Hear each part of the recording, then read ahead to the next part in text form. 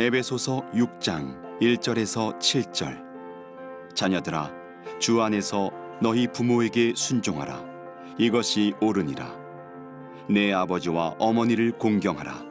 이것은 약속이 있는 첫 계명이니 이로써 내가 잘 되고 땅에서 장수하리라. 또 아비들아, 너희 자녀를 노엽게 하지 말고 오직 주의 교훈과 훈계로 양육하라. 종들아, 두려워하고 떨며 성실한 마음으로 육체의 상전에게 순종하기를 그리스도께 하듯 하라.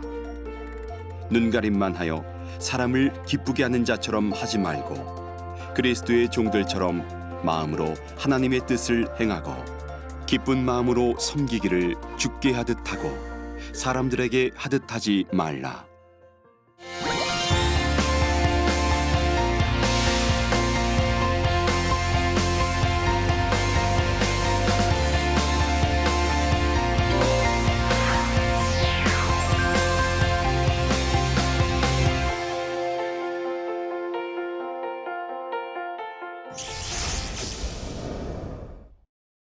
안녕하십니까. 웨스트민스터 신학대학원대학교에서 가르치고 있는 김경식 교수입니다. 오늘 벌써 에베소서 11번째 시간이 되었습니다. 오늘은 에베소서 6장 전반부의 말씀을 중심으로 가정에서 성령 충만하라라는 제목으로 말씀을 같이 살펴보겠습니다. 오늘 배울 말씀의 포인트는 크게 두 가지입니다. 첫 번째, 바울이 자녀와 또 부모들에게 주는 권면이 당시 그리고 오늘날의 세상 가치관과 어떤 점에서 다른가를 한번 살펴보겠습니다.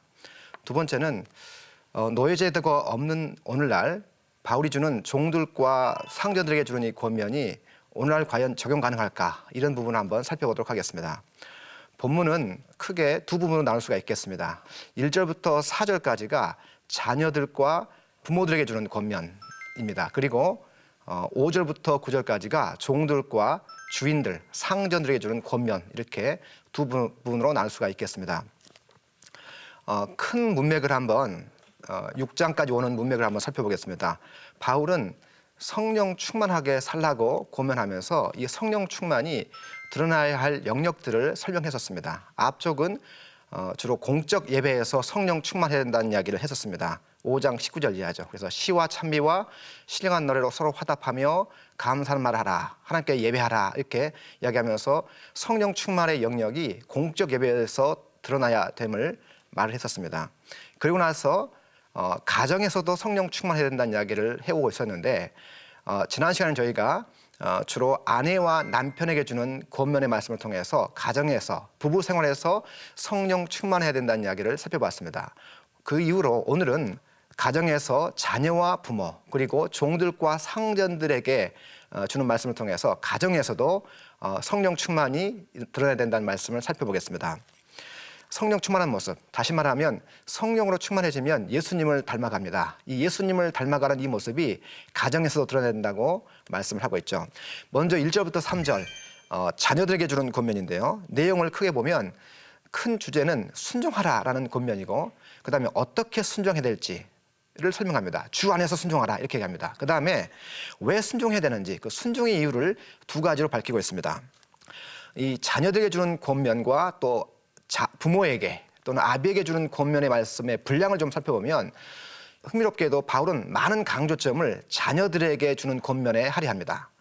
다시 말하면 한 3절 정도를 자녀들에게 주는 권면을 통해서 말을 하고, 그 다음에 부모에게 주는 권면은 1절만 할애하고 있습니다. 그래서 많은 강조점을 자녀들에게 주는 권면에 두고 있다라고 볼 수 있겠습니다. 바울은 앞부분에서 와 마찬가지로 두 부류의 사람들을 한 짝으로 이야기합니다. 아내와 남편, 그 다음에 오늘 말씀처럼 자녀와 부모, 그리고 종과 상전, 이렇게 두 부류씩을 한 짝으로 하면서 권면을 주는데요. 흥미로운 건 뭐냐면 그 중에서 한 부류에게만 순종하라고 권면합니다. 예를 들면 아내에게 순종하라고 하고, 또 자녀에게 순종하라고 하고, 또 종들에게 순종하라고 합니다. 그 말은 무슨 이야기냐면 순종하라는 이야기는 질서를 인정하라는 이야기거든요. 따라서 자녀들이 부모에게 순종하라는 하라는 이야기는 부모의 영적 권위를 인정하면서 순종하라는 그런 의미가 들어있는 겁니다. 자, 1절에 바울이 부모에게 순종하는 방법을 소개합니다. 이렇게 시작합니다. 주 안에서 순종하라 이렇게 말합니다. 이 주 안에서 한 말이 무슨 말일까? 이 주 안에서 부모에게 순종한다는 말을 이해하기 위해서는 글의 흐름, 맥락을 좀 이해할 필요가 있는데 이 앞부분에서 바울은 아내에게 고면하기를 아내들이여 자기 남편에게 복종하기를 주께 하듯 하라라고 이야기했습니다. 남편에게 순종하기를 주께 하듯 하라. 그 다음에 뒷문맥인 종들에게 주는 고면에서도 종들아 두려워하고 떨며 성실한 마음으로 육체의 상전에게 순종하기를 그리스도에게 하듯 하라 이렇게 얘기합니다. 그러니까 순종하는데 주님께 하듯이 하라고 얘기합니다. 그런데 여기 그 자녀에게 주는 권면에서는요, 주 안에서 순종하라고 합니다. 따라서 앞뒤 문맥을 따져볼 때 주 안에서 순종하라는 이야기는 다름 아닌 주님께 하듯이 순종하라라고 이해할 수가 있겠습니다. 자, 이제 1절부터 3절에 부모에게 순종해야 할 두 가지 이유가 제시가 됩니다. 먼저 1절에 보면은 부모에게 순종해야 할 이유가 나옵니다. 자녀들아 주 안에서 너희 부모에게 순종하라. 이것이 옳으니라. 첫 번째 부모에게 순종해야 할 그 이유가 제시되는데 그것은 이것이 옳기 때문입니다. 부모에게 순종하는 게 옳기 때문입니다. 이 옳다는 말은 당연하다라는 말인데요. 유대인이나 이방인이나 예수 믿는 사람이나 믿지 않는 사람이나 세상 모든 사람들이 당연히 여기는 도리라라고 말씀하는 겁니다. 부모에게 순종해야 할 이유가 뭘까? 그것은 부모님이 자녀와 대화가 잘 통하기 때문이거나 혹은 부모님이 인격적이기 때문이 아니라 부모님이기 때문에 순종해야 된다고 말씀하는 겁니다. 이유가 명백하죠. 이와는 대조적으로 성경에 보면은 말세에 일어날 현상으로 그 타락한 모습 가운데 하나가 부모를 거역하는 겁니다. 예를 들면 로마서 1장 30절에 보면 사람들이 하나님을 거부하면서 하는 현상이 부모를 거역하는 겁니다. 또 디모데후서 3장 2절 같은 데 보면 말세에 고통한 때가 이른다고 하면서 끝부분에 부모를 거역하며 감사치 않는다고 이야기를 합니다. 우리는 부모에게 순종하고 있습니까? 부모라는 자리는 하나님께서 특별하게 주신 자리입니다. 두 번째, 부모에게 순종해야 할 두 번째 이유가 2절부터 3절에 등장합니다. 이것은 바울이 십계명을 인용하면서 십계명에서 그렇게 가르치기 때문에 부모에게 순종해야 된다고 가르치고 있습니다. 내 아버지와 어머니를 공경하라. 이것이 약속 있는 첫 계명이니 이로써 내가 잘되고 땅에서 장수하리라. 바울은 여기에서 십계명 가운데 제5계명을 인용하고 있습니다. 그런데 다른 바울 서신과 달리 이 본문은 바울이 구약을 인용한다는 느낌을 주지 않습니다. 왜냐하면 그 이유는 십계명은 누구나 알고 있는 계명이기 때문에 굳이 출애굽기에 이르기를 또는 십계명에 이르기를 이렇게 말하지 않는 걸 알 수가 있습니다. 부모 공경은 우리가 알듯이 십계명 가운데 5계명에 해당합니다. 1부터 네 번째 계명까지는 주로 하나님과 관계를 나타내는 것이고 그리고 5째 계명부터 10번째 계명까지는 사람과 사람 사이의 계명을 다른 말로 이웃사랑의 계명을 가리키는 내용입니다. 그런데 이 5계명은요. 10계명을 보면은 굉장히 독특한 위치에 있습니다. 하나님을 공경하라는 그 계명과 또 이웃사랑을 말하는 그 계명 사이에 끼어 있습니다. 심지어 신약 특히 로마서 같은 데 보면은 간음하지 말라, 살인하지 말라, 도둑질하지 말라, 탐내지 말라 하면서 10계명의 이웃사랑 계명을 언급합니다. 그런데 거기 보면 부모 공경 계명이 빠져 있습니다. 그 이유는 뭐냐면 아마도 부모 공경을 하나님을 공경하는 그 계명의 마지막 계명을 넣었기 때문에 이렇게 빠뜨린 것이 아닌가 생각을 합니다.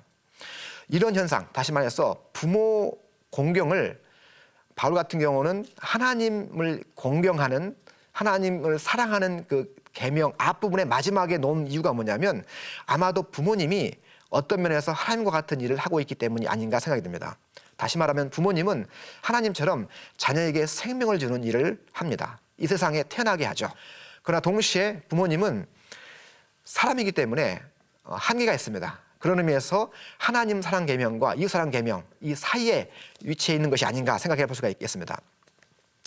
바울은 이제 이렇게 얘기합니다. 부모님께 순종하는 것이 옳은데 또한 이것이 약속 있는 첫 계명이다라고 얘기합니다. 약속 있는 첫 계명이다. 부모를 공경하는 계명은 5번째 계명입니다. 그런데 바울은 여기서 이것이 첫 번째 계명이다라고 부릅니다.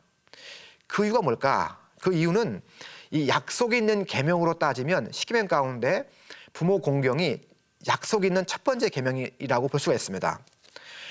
쉽게 말하면 이렇게 되죠. 5계명에 제5는 내 부모를 공경하라. 그리하면 내 하나님 여호와가 내게 준 땅에서 내 생명이 길리라. 부모를 공경하면 하나님이 준 약속의 땅에서 오래 살 수 있을 것이다 라고 약속이 주어져 있습니다. 어떤 분들은 10계명 가운데서 제2계명이 약속이 있는 계명이라고 보는 분도 있는 것 같습니다. 왜냐하면 제2는 우상을 만들지 말라. 나 내 하나님 여호와는 질투하는 하나님인즉 나를 사랑하고 내 계명을 지키는 자들에게는 천대까지 은혜를 베푸니라. 그러니까 하나님을 사랑하는 자들에게는 천대까지 은혜를 베푸신다는 이야기가 나오기 때문에 여기가 또 하나의 약속 있는 계명이 아니냐라고 생각합니다만, 이 제2계명에 나오는 이야기는 약속이 아니고 하나님의 성품을 설명하는 내용입니다. 따라서 약속 있는 계명은 5계명, 부모 공경의 5계명이 바로 약속 있는 계명이라고 볼 수가 있겠습니다. 자, 3절에 이렇게 얘기합니다. 이로써 내가 잘되고 땅에서 장수하리라. 자, 부모를 공경하면 구약에서는요, 내 하나님 여호와가 내게 준 땅에서 내 생명이 길이라고 했는데, 바울은 이 구약의 약속을 신약의 관점, 다른 말로 구속사적 관점에서 설명하고 있는 듯합니다. 그러니까 부모에게 순종하고 공경하면 잘되고 땅에서 장수한다. 이렇게 약속을 합니다. 그런데 이 계명을 어떻게 이해하면 좋겠습니까? 사실 이것은 좀 난감한 문제이기도 합니다. 왜냐하면 부모를 공경하는 사람들은 정말 잘되고 땅에서 장수하는가? 정말 그런가? 한번 우리 주위에 살펴볼 필요가 있습니다. 그런데 이 질문은 이렇게 접근해 볼 수가 있는데요. 바울 당시의 관점으로 보면 이 약속이 이해가 됩니다. 왜냐하면 바울이 에베소서를 쓸 당시에 아이들은 각종 질병과 사고로 10대가 되기 전에 죽는 아이들이 전체 인구의 39%에서 50%까지 되었습니다. 따라서 이런 상황에서 에베소서 6장에 나오는 부모 공경에 따르는 약속을 이해할 수가 있겠습니다. 다시 말하면 어린이들이 훨씬 더 경험이 많은 부모의 말을 잘 듣게 되면 각종 사고나 질병으로부터 보호를 받을 수가 있습니다. 그만큼 오래 살 수 있게 되는 것이죠. 따라서 바울은 이런 상황을 염두에 두면서 부모를 공경하라. 그리하면 네가 잘 될 것이고 네가 땅에서 장수할 거라라고 약속을 하고 있는 겁니다. 자, 이제 4절로 가보겠습니다. 4절은 아비들에게 주는 권면입니다. 1절부터 3절까지가 자녀들에게 주는 권면이었다면 이 4절은 부모에게, 특별히 아비에게 주는 권면입니다. 또 아비들아, 너희 부모 자녀를 노엽게 하지 말고 오직 주의 교훈과 훈계로 양육하라. 아비들에게 주는 권면을 보면 좀 흥미롭습니다. 왜냐하면 바울은 여기서 부모들아라고 하지 않고 아비들아라고 부릅니다. 분명히 1절에서는 부모를 공경하라, 내 아버지와 어머니를 공경하라고 했는데 이 4절에 가서 보면 아비라고만 부릅니다. 왜 그러냐면 당시에 자녀를 교육하고 양육하는 책임이 아버지들에게 있었습니다. 그것을 염두에 두고 바울이 지금 주는 권면이죠. 그러고 나서 이렇게 말합니다. 또 아비들아, 이렇게 말합니다. 근데 이때 또란 말은 아비들아 또한이라고 번역할 수도 있습니다. 그러니까 아비들아 또한 너희들도 마찬가지로 자녀들 이렇게 대하라 라는 권면인데요. 바울은 자녀들에게만 일방적으로 책임을 묻는 것이 아니고 아버지들도 책임이 있다고 이야기합니다. 아버지들은 당시에 절대적 권위를 가지고 자녀들을 무자비하게 교육하는 방식을 택했습니다. 근데 바울은 이런 부분을 염두에 두면서 말씀을 합니다. 아비들에게 주는 권면은 크게 두 가지 부분을 나눌 수가 있습니다. 먼저 피할 방식으로는 자녀를 노엽게 하지 말라고 합니다. 아까 말씀드렸던 것처럼 당시 아비들은 절대적 권위를 가지고서 무자비하게 자녀를 교육시켰습니다. 따라서 바울은 그 당시의 문화를 염두에 두면서 그렇게 하지 말라고 이야기하는 거죠. 예수 믿는 아버지들은 세상의 문화와 다르게 자녀를 무자비하게 그리고 가학적인 방법으로 가르치지 말라고 고민하는 겁니다. 이 노엽게 하지 말라는 이야기는 의미가 좀 있습니다. 왜냐하면 이미 바울은 4장 26절에서 분내어도 죄를 짓지 말라고 고민한 적이 있습니다. 따라서 분노 조절에 대한 고민이 있었기 때문에 이 말씀은 아비들이 분노 조절하지 못해가지고 자녀들을 무자비하게 교육하고 또 대할 수가 있습니다. 이렇게 비인격적으로 대할 때 생길 수 있는 자녀들의 분노, 또 좌절, 정서적 상처를 염두에 둔 권면입니다. 자, 이제 긍정적인 아비들이 해야 할 긍정적 방식이 4절에 나옵니다. 오직 주의 교훈과 훈계로 양육하라. 자녀들에게 왜 바울은 부모에게 전적으로 순종하라고 했을까요? 그 이유가 뭐냐면 다름 아닌 부모들이 자녀들에게 하나님 말씀으로 교육할 수 있도록 하기 위해서 순종을 요구한 겁니다. 기독교와 유교의 차이가 여기 있습니다. 유교는 부모를 공경히 할 이유를 부모가 나를 세상에 태어나게 했기 때문에 라고 봅니다. 반면에 기독교는 왜 자녀들에게 순종을 요구하는가? 그것은 자녀들에게 하나님 말씀을 가르치기 위해서 순종을 요구하는 겁니다. 주의 교훈과 훈계가 뭔가? 4장 21절에 가서 보면 진리가 예수 안에 있는 것 같이 너희가 참으로 그에게서 듣고 또한 그 안에서 가르침을 받았을진데, 진리가 예수님 안에 있다고 이야기합니다. 다시 말해서 주의 교훈과 훈계는 예수님이 누구신가를 가르치는 것이고 또 예수님이 무엇을 가르쳤고 무슨 일을 하셨는가를 가르쳐야 되는 겁니다. 자녀들에게 예수님이 누군가를 가르쳐야 됩니다. 그분이 온 세상의 구세주시다, 그분이 온 세상의 주권자시다 라고 가르쳐야 됩니다. 부모들이 자녀를 교육하기 위해서 자녀의 교육에 관한 많은 책을 읽고 또 교육을 받고 훈련을 받습니다만, 만약에 그 교육이 하나님의 나라 가치관에 바탕을 두지 않고 복음적 가치관에 기초를 두지 않는다면 그 많은 수고들이 헛된 교육이 될 수도 있습니다. 왜냐하면 세상의 교육 방식과 가치관은 시대에 따라 바뀔 수 있기 때문입니다. 그러나 주의 말씀만 변하지 않죠. 주의 말씀만이 자녀들이 세상을 이길 힘을 공급해 줍니다.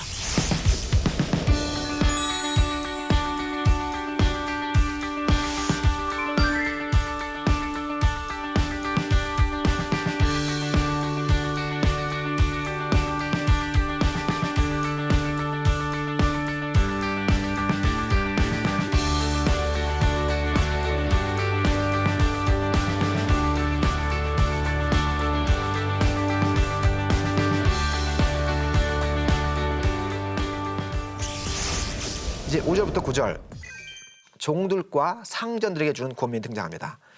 5절부터 8절은 종들에게 주는 권면에 집중되어 있고 마지막 9절은 상전들, 주인에게 주는 권면에 집중되어 있습니다. 분량을 보면 여기도 흥미롭습니다. 주로 종들에게 주는 권면의 내용이 더 많은 걸 봅니다. 종들에게 주는 권면이 4절이 되고 주인들에게 주는 권면은 1절에 불과한 걸 볼 수가 있습니다. 먼저 종들이 주인에게 어떻게 순종해야 될지 5가지 방법이 5절부터 7절까지 등장합니다. 첫 번째, 두려워하고 떨며 순종해야 되죠. 두 번째, 성실한 마음으로 순종해야 됩니다.